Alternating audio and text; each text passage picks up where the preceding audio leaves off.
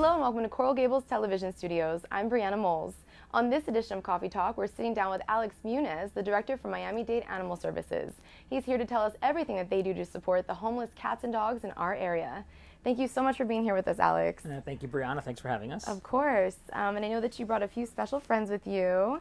I know that I'm holding May. She's so sweet. Can you tell us a little bit about her? Sure, yeah. May is a stray, and she was found on the street and looking for a home. She's a Yorkie, mostly a Yorkie mix, a great temperament. You've been holding her there for a while. She's a great dog. And over here is Maddie, which is about a 2-month-old puppy mix terrier, maybe lab. But she's a great dog too. I've been holding her, and she's very, very sweet and looking for home. Like we get thousands of dogs. We get 15,000, 16,000 a year, and overall 30,000 in terms of dogs and cats. So these guys need to find a home. They do. They really do. So anyone that's really been, considering adopting really should stop by. If they've never been to the shelter, just stop by with their families and just take a look around. Yes. They don't need to feel pressure. They just should, see what there is out there. Absolutely. And there's a perfect furry friend for everyone, I'm sure is what you tell people, right? Yep. But we get, like I said, we get about 500 a week. So wow. There's a need to turn over quickly and find homes quickly, and we're doing that. With the help of the public, we've been able to save 82% of pets that are coming in. Wow. Which is very high. It's one of the highest in the state, and our goal is to get to 90%, which is the no-kill goal. Right. I know that's a really big mission for you guys. Yes. And so all the animals that you guys take in, I know that, obviously there are strays and dogs and cats that get lost, but also people do surrender their pets as well. If they're moving, for instance, and they have to relocate for their job, etc. So people really, there's several reasons they might end up at your door. Yeah, that's exactly right. We hear all types of stories, and at the end of the day, we try to help people. It's a new program to see if we can keep them, but at the end of the day, most of those end up getting surrendered. And they make a big part of the animals that come in, but most of the animals are found on the street stray, so we encourage folks to microchip their pets and register their pets, because the ones that are have a better chance of being returned. Absolutely, yeah. I know that before any dog or cat is adopted from the shelter, that's a must-have. They must be microchipped, it's right? a requirement, absolutely. Yes, and registered with the state. All that's taken care of when you adopt from the shelter. Yeah, that's all included in the price of adoption, which is really a great deal. Our regular adoption prices are $65 for dogs, $75 for puppies, and $15 for cats. And they're all included in that is a spay-neuter surgery, as well as vaccinations and the license, as you were referring to. It really is an all-inclusive package when you adopt. It's a great deal. You guys try to make it easy for people. We do. Our mission is really not about the money. It's about trying to get these pets rehomed into a permanent situation so they don't end up back on the street, and really trying to save their lives. Of course. And I know that you guys are constantly running new promotions and new campaigns to get people to come in and take a look. These dogs, believe it or not, this one's real cute here, but the bigger they get, for some reason, in a shelter setting, they're harder to save. So we really try to get them out quickly and do anything to incentivize those dogs. It's really our hardest type of pet to adopt are the bigger ones, are the older ones and the bigger ones. Of course, yeah. I know everyone wants to go for the puppy, but really if you've been a pet owner before, you know how much work it is to have a puppy, and sometimes having an older animal is much nicer because they've already been trained. They're already, used to living in a house, used to having a family around. They're potty trained. So people should really take that into consideration. That's exactly right. You can tell you've done this before. Yes. Because we tell some folks don't have the time to do the potty training, so there's pets that are already potty trained, and they're ready to go. It makes it easier for someone to transition. Exactly. And I know, like you said, the black dogs, for some reason, they do get a little stereotyped. I think maybe people get a little scared at first of the darker dogs. Is that what happens?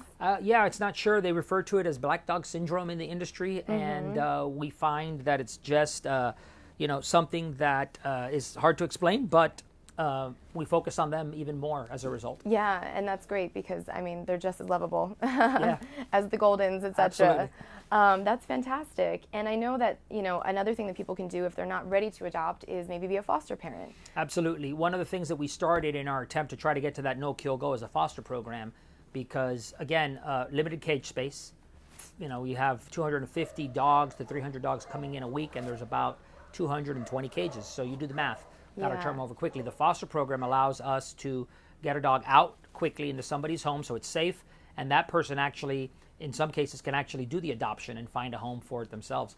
So we've been very successful in the last couple of years. We've done over 1,000 animals through the foster program, wow. which really frees up a lot of cage space for us. Absolutely. And I know I've fostered before myself also, and I know that they tell fosters not to feel that they have to commit to adopting. They really just want a home for that pet. And it's sort of a transitional thing, so it's almost like they don't want the foster parents to adopt them because they want to keep that house open for fostering. Absolutely. Right. In some cases, we're just trying to get the pets out so they can find a home. In other cases, we have a program for them. In other words, they might be going on a transport. We do transports to other states and other counties. Okay. So you're holding it temporarily, or we're having a big adoption event, and we don't want to hold those pets in the shelter because they're just taking up space. Right. So we'll ask the foster to hold on to a certain animal for, a week, 2 weeks, 3 weeks leading up to that event. So it's definitely a temporary situation. There's an outcome there, so you don't feel compelled to end up with that pet. Right. In some cases, folks just end up falling in love and of they course. want to keep the pet. I'm sure it happens a lot. Yeah, exactly. But it's a great way for someone that's on the fence, if they're not sure and they want to try something. Right. And it's going to help us out in the end because we have a program, we have an adoption event, we have something for that pet to go to. Coming up in the near future. Yeah. Right. Or they can work on getting them adopted. Yes. Absolutely. Yes. Wow. And also I know another great reason that you guys need foster parents is because sometimes dogs come in with injuries or, they need to be on medication for a couple weeks if they have a skin condition or something. Yes. So in that case, it's nicer for them to be in a home instead of the shelter. Yeah, the shelter is not an animal hospital by any stretch of the imagination. It's triage.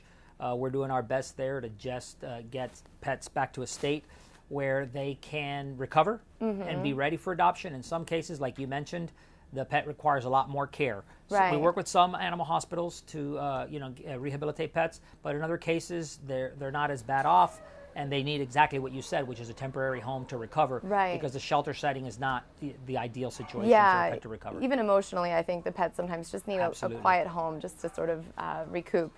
Well, that's fantastic. And something else that we wanted to ask you about were the discount spay and neuter programs. If people already own a pet, but they're not, fixed already, it really can lead to problems down the line in terms of multiplying. So tell us about the discount programs that you guys offer. Yeah, spay and neuter is greatly important for keeping down that pet population so that pets don't end up in the shelter. And really, unless you're a breeder and you're licensed to do this, you can't sell the animal anyway. Right. So if you do happen to you have to give them away. So it's not something that we encourage for folks. That you shouldn't be doing it if you're not really, doing this for the right reasons, have the right licenses. So we do encourage spay and neuter. We provide it at a very low price for dogs and for cats. It's only $30 for dogs and $15 for cats. Which is so low and so worth it. It is.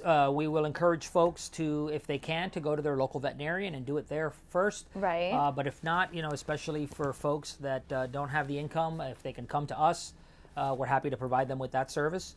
And it's something that's just greatly important because I can't tell you the amount of animals and what we see in terms of folks that aren't able to take care of their pets, and having more is not the right answer. Right. So we're doing that at the shelter. We're also working with other groups in the community. We've given a grant to the Humane Society to also do surgeries, and we're working with local veterinarians. If you go to our website, we're working with local veterinarians through the South Florida Veterinary Foundation, and they're providing low-cost surgeries in their offices. There's a list of participating veterinarians. Because they support, obviously, adoption, so a lot of vets, I'm sure, are very willing to do that. Yeah, so we're trying to make it more convenient because we're only one location. So by having these other locations, we're able to push folks in the community to go to something closer to them. And I know that also there are some great ways to volunteer if people want. Do you guys have a volunteer program where people... Absolutely, yes. We have a volunteer program. There's anything you can think of. Volunteers can come to the shelter. That's one way of helping, and there's always a lot of help, whether it's something as simple as walking dogs or just bathing them. Also just helping us out with whatever was going on, a little bit of cleaning, guiding folks that want to do an adoption. That's something great where people can help facilitate an adoption. Walk through with them. Absolutely. It's so overwhelming, and we don't have, we have adoption counselors, but we could always use more. I'm sure, yeah. So, and then the other way, if traveling is a problem, there's so many events in the community, and we have that calendar up on our website as well, that you can adopt at an event near you. If you become a volunteer, then you don't have to go to the shelter. You can volunteer at an event and help get pets adopted that way. That's very true. And I know that those programs, the adoption events that are off location, are highly successful for you guys. And then also at Amelia Earhart Park, just all the time at the farmers market there, we're also doing adoption events as well. Last year we did over 150 community events outside of the shelter, which was a first. We've never really done that many events. That's from amazing. Large scale events, 24-hour adoption events, to smaller events. We have a mobile unit. If there are any organizations out there that are interested in us coming to their event, we're happy to do that too, whether it be a farmer's market or an art show. That's something that we do. We've been doing a lot of those throughout the year. And again, it serves multi-purposes. One is you're just getting out and having the folks see the dogs and the cats and give them a chance of getting saved. Or just, the fact that making people aware that there are more pets that actually need help at the shelter. Just spreading awareness, I think, if people haven't, heard of the shelter before, just getting out there and being seen, that's perfect. And speaking of something exciting that people can look forward to, you guys have a new animal services location that's currently being built. I know you guys just broke ground on it in December, and it's supposed to open within this year, in 2015, right? Yes, it is. We're supposed to be done about this time next year, I think, maybe a little bit earlier by the time we move in, hopefully December of 2015. It's double the size of where we are now, and the most important part is that it's being built with best practices for animal housing in mind and to help control disease and the spread of disease in a shelter setting, which is always a challenge. An animal comes in off the street, you have no idea what it has, what medical care it's had, if any, and disease is very, very hard to control in a shelter setting. It's a challenge for us every day. So this new shelter will be located in Doral, and we're looking forward to it. The housing is going to be great, and it's just going to be a great looking place and really make adoption a lot more fun. It looks beautiful. I did see some of the pictures, the renderings online, and we're going to show those pictures also. It looks, very welcoming when you walk in. And like you said, there's special spaces. It looks like there's, a family space that people want to come and play with the dog that they're interested in, etc. And also, like you said, for medical reasons, it's important to have the different spaces. May is excited about it too. So where can people go for more information they'd like to find out? Yeah, our website is great. We encourage folks to go there. Just go to Miami-Dade.gov and you look for the Animal Services Department. And all of our programs are listed. We're also active on Facebook, social media, and social media, and that's a way that a lot of folks spread stories about animals and maybe encourage their friends and family to go to the shelter as well. Of course. And then also for someone that doesn't want to go online, if you call 311. Very simple. They provide you as well with all of the information, and that's how we schedule appointments for surgeries as well. If someone's interested, they could just call 311. 311. Alex, thank you so much for being here with us today. Thank you so much. It was great. Of course, and thank you guys so much. Well, that's all for this edition. I'm Brianna Moles, and from everyone here at Coral Gables TV, thanks for watching, and we'll see you next time.